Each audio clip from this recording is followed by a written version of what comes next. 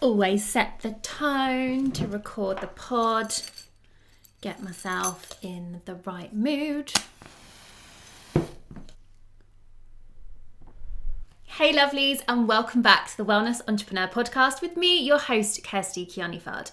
Now, thank you so much to everyone that got in touch about last week's episode where I spoke with Sade Jones about how to manage our time effectively.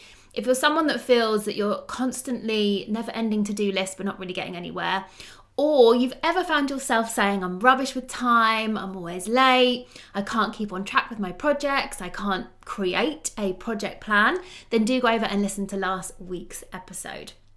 Now, in today's episode, we're going to be talking about a very hot topic that is circulating at the moment, which is how do you build your audience off social media?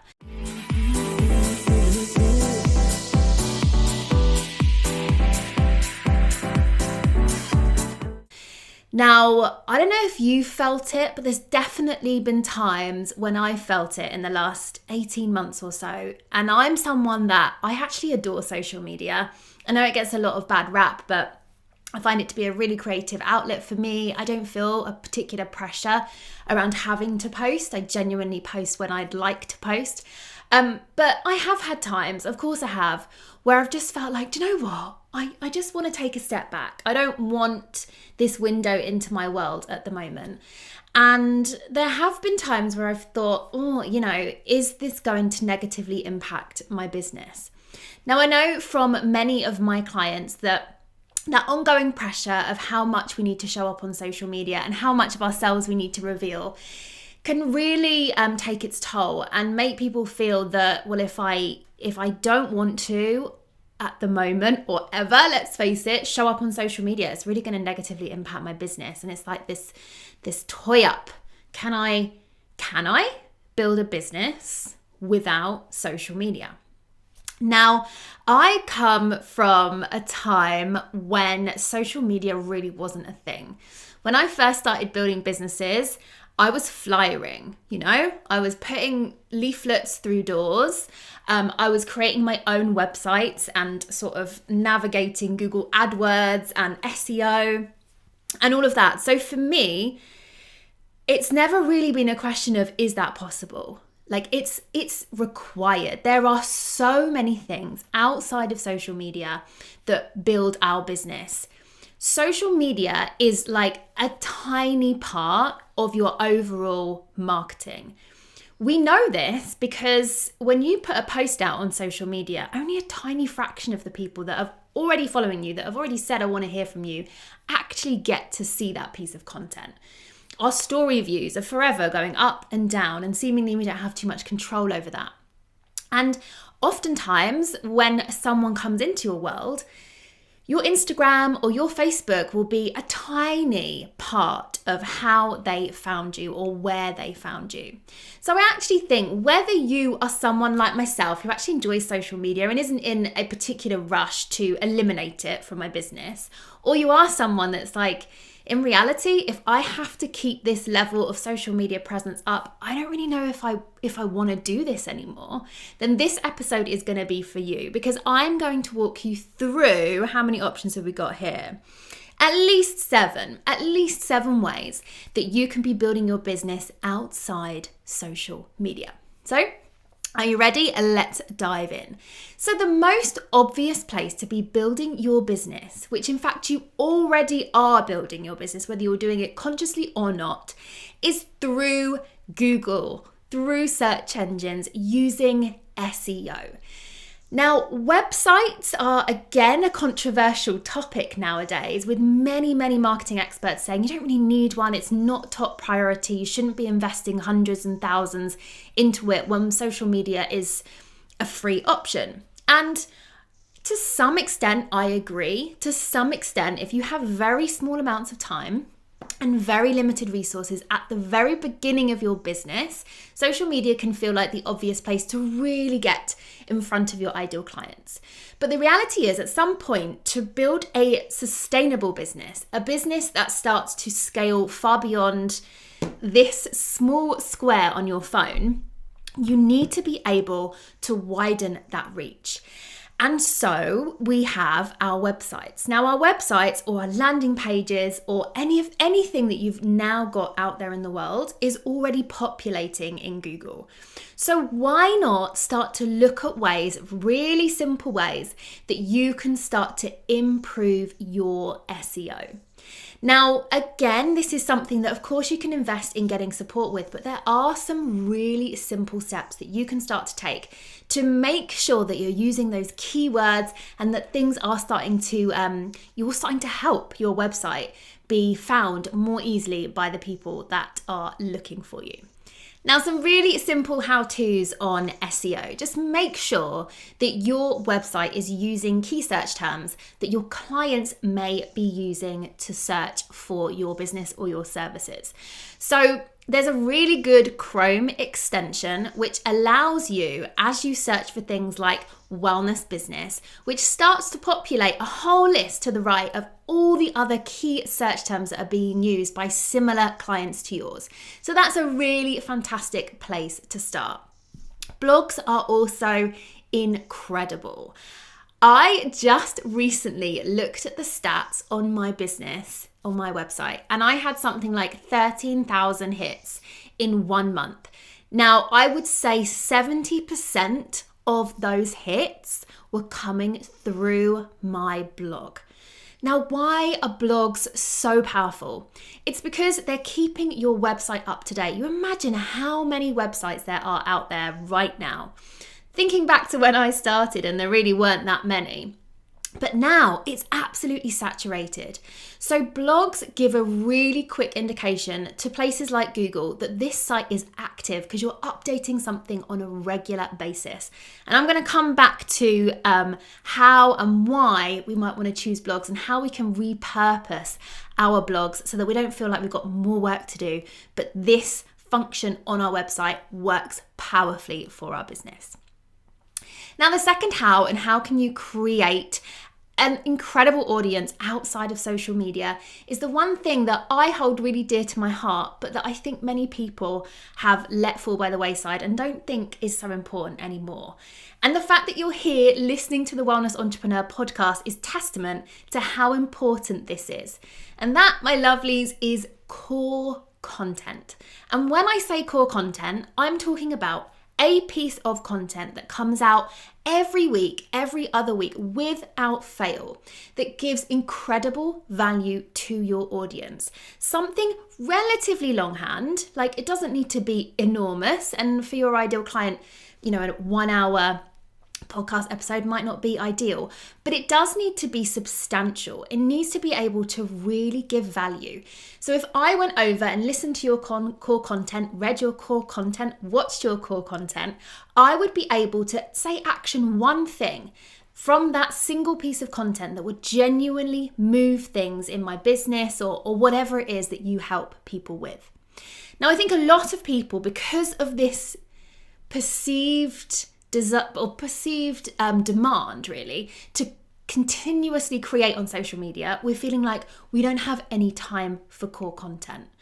But I think it's core content that grows a far more powerful audience than any sort of social media can. So when I talk about core content, I'm talking about things like podcasts, blogs, YouTube channels and videos each week. Perhaps a live, perhaps a social media live, but something that happens every single week without fail. Now, the brilliant thing with this is that most forms of core content will populate on Google. So if you search for a particular topic that I've created a podcast on, the podcast itself will come forward, as well as the blog post that I've written on that very episode. So the great thing about core content is it's doing a lot of work for you. So you're creating one piece of content a week that is rippling out into multiple channels, and it allows you to repurpose this piece of content through all your other mediums. So let me give you an example. I create one episode a week, much like this one that you are listening to today. This podcast episode will inform the rest of the content I create that week. It will inform my email. It will inform some of the content I create on social media. It will inform my blog post.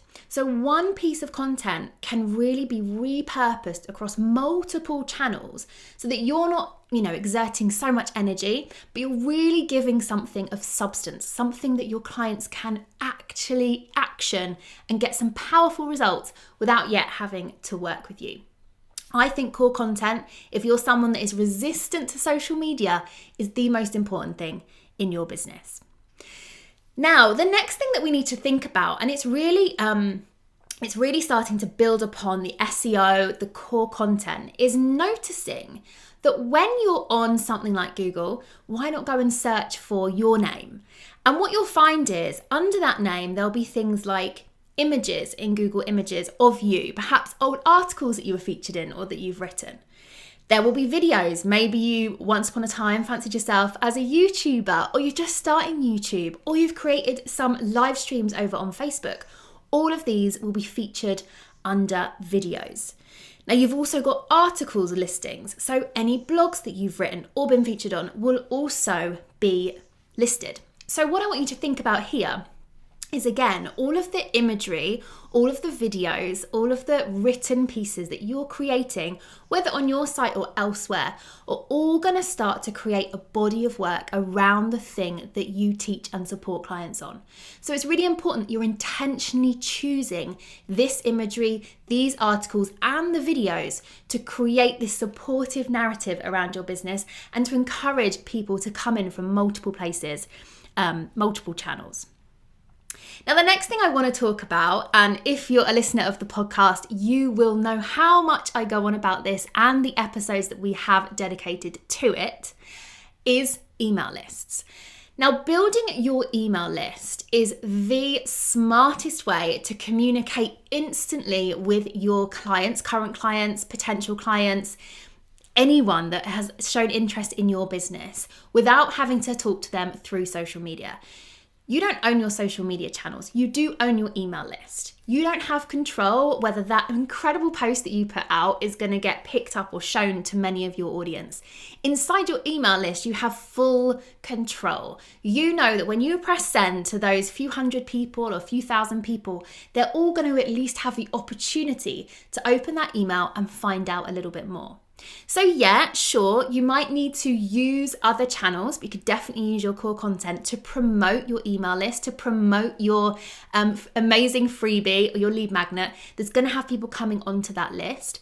But if you can start to create some systems that bring people regularly onto your list, you'll find that you can spend so much more intentional energy on that list, on emailing them every single week, building a fierce relationship with them there.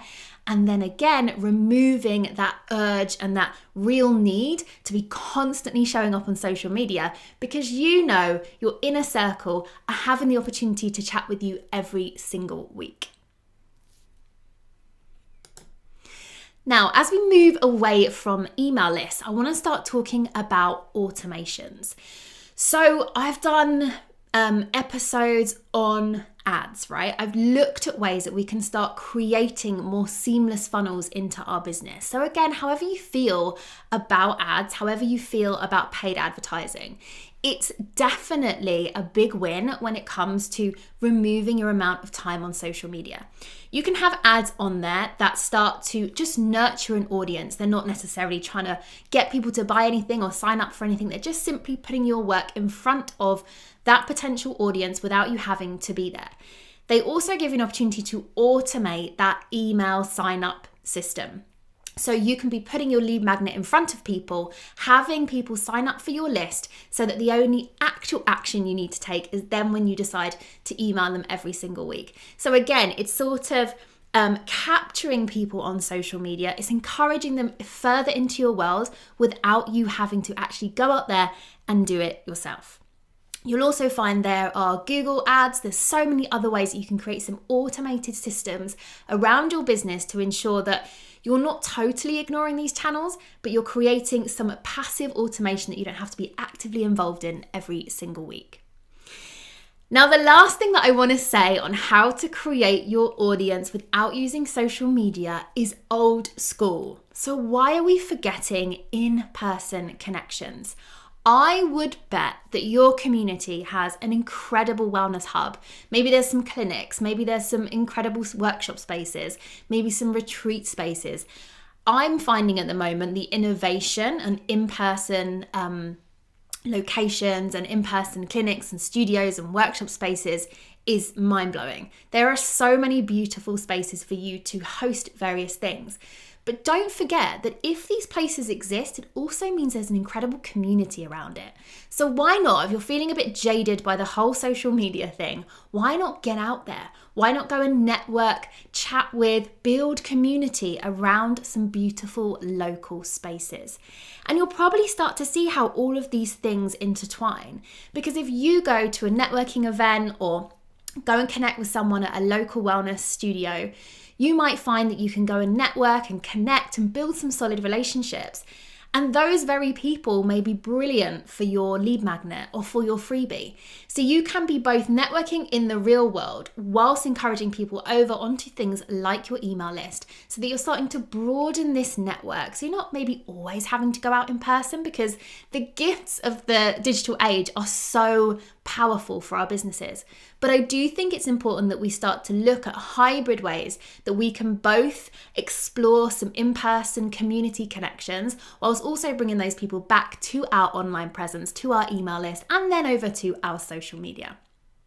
So they are just a few super quick ways that you can be building your audience without having to step on social media at all. So let's just recap those. You've got Google, so you've got SEO, really working on that website presence.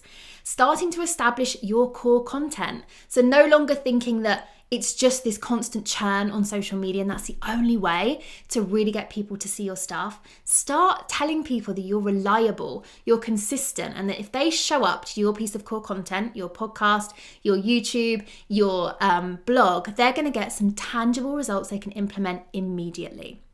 Remember, things like video, images, articles are all populated on things like Google. So be really intentional about the things that you're creating and that you're putting out there.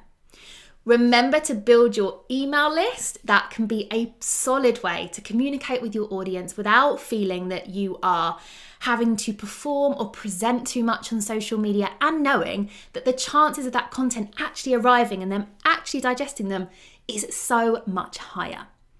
And then possibly thinking about the automations that could be around this. How could you be driving some ad traffic to that email list? So again, you haven't got to be necessarily going out there on social media and shouting from the rooftops about these lead magnets and these amazing freebies, but rather using some other automations to encourage people into your world. And then finally, let's not forget in-person networking. Building real life communities, and then having those hybrid models where you're both connecting with people offline but bringing them also online, so you can really deepen that relationship. And the last thing I want to say on this is just to be really time smart when it comes to social media. I'm definitely not here to tell you to remove all social media strategies from your business. As I say, I love it. I think it gives us an incredible opportunity to connect, have real life conversations. Like, my DMs are one of my most sacred spaces. I just love those communications. But what I do think is that sometimes we get a bit blinkered and we forget the wealth of opportunities that surround us outside of social media. So I think if we can just start to leverage our time, be really intentional about why we're going on the apps, how we're going to spend our time when we're on there, and ask ourselves, how are we leveraging our resources and the incredible value that we've already created online, so that we don't need to spend every waking hour on social media. So now it's over to you, lovely. Which one of these things are you going to be implementing in your business so you don't have to rely so heavily on social media? Or jump into my DMs and let me know how social media has been making you feel recently. Do you resonate with this? Has it been feeling a bit invasive and a bit exhausting, or are you loving it? And if you're watching this on YouTube, that's right, we are now popping our podcast over on YouTube, then let me know the same in the comments. But do come and find me on Instagram. I'm at Kirsty Kianifard. It means the absolute world to connect with our podcast listeners. And if you've enjoyed this episode or any other episode, please do give us a review. And don't forget to hit subscribe so you never miss out on our next episodes. All right, my lovely, I shall see you very soon. Take care. Bye.